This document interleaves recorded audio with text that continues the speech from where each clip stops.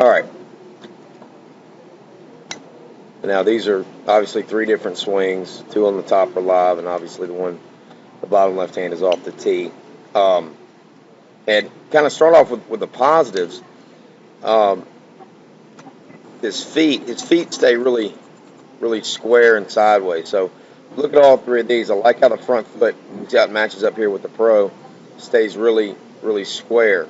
And usually with the back leg, we get pretty good drive. Now, this one's better than that one. And the one off the tee is probably best of all. You can see that slide forward a little bit.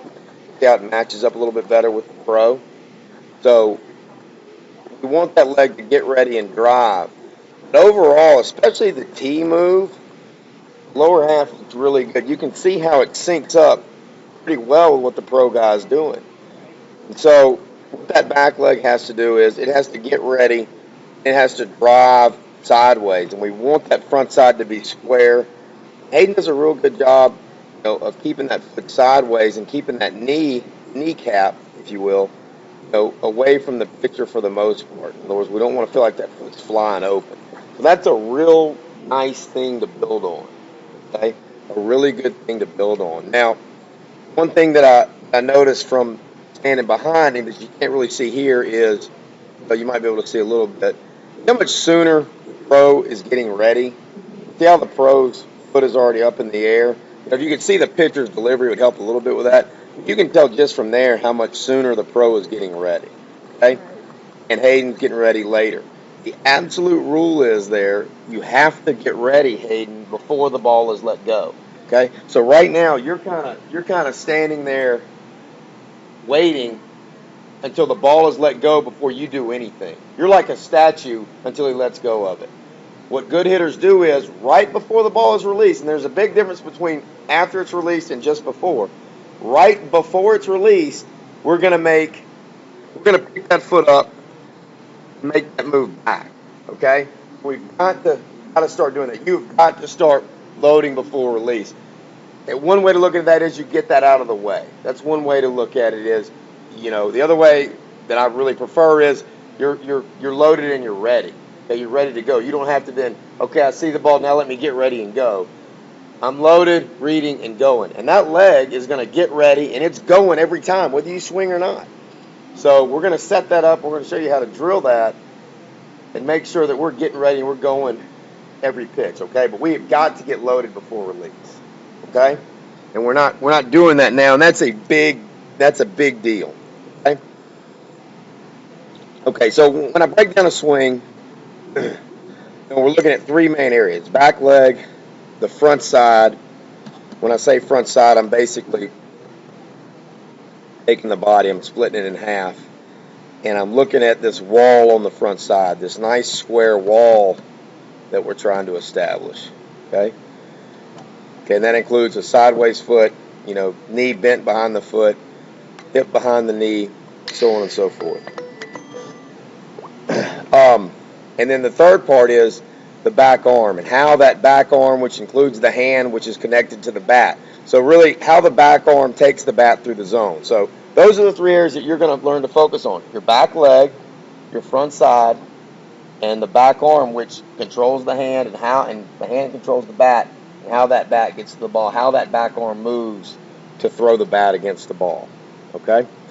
All right, Okay, so let's look at it systematically. Like we said, the back leg is the first thing. That back leg has to get ready before release, and it's got to go. I like the way you're getting ready with it. There's a nice little move back.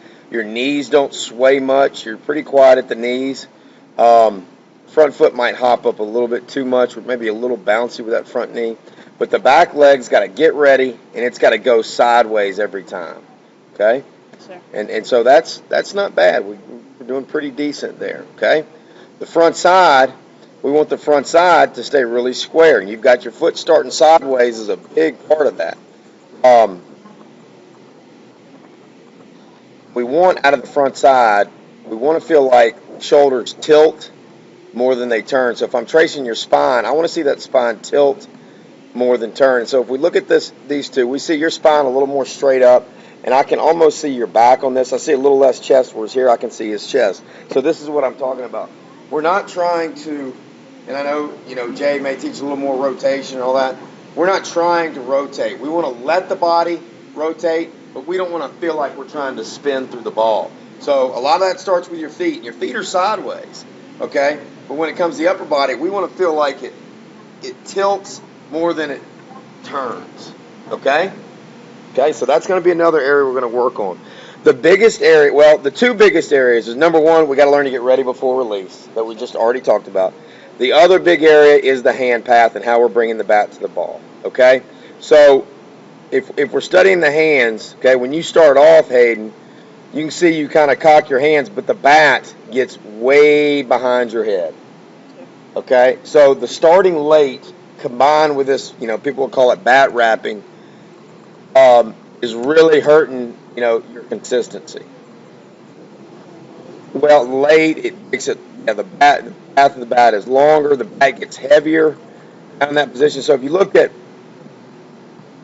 a professional, well, does that cause that? No. Not specifically. What you don't want to do is you don't want to feel like you take the hands really way away from the hitting zone. So he kind of lifts them, and the cocking them isn't so bad. It's really that they're cocking them behind the head. So honestly, Right. if I could get him to just tip that barrel, see how he works his barrel in front of his helmet? And that's what Zach Howell, does. He tips it out in front of his body. Getting back behind your head, raising the hands, you don't see this look high-level hitter, okay? I mean, I can get into the reasons why, but that's another reason. You can see his hands stay a little lower.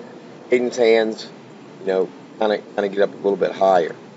And then as we go through, that one's fairly, that's not bad. This one's a little flatter. This one off the tee is flatter. But we want to try to get this barrel right on top of the hands and the hands right on top of the elbow, like that. We don't want to see, like this one ain't so bad, This one on the bottom, though, is, flatter and kind of back here. And then as we go through, let's see what we got. Lessons in a year. Yeah. He does a good job, and I'm surprised by this, of how much the barrel's above the hands. Mm-hmm. Okay, so that's what we want. His barrel's actually more above the hands than the pros is here.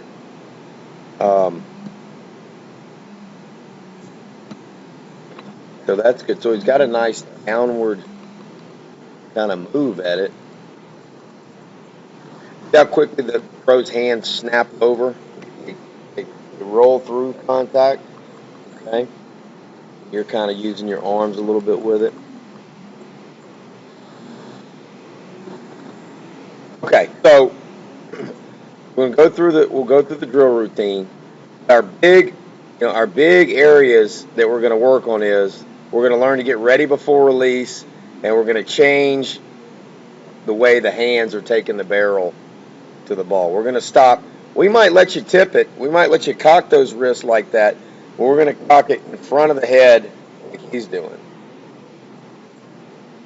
Make sense?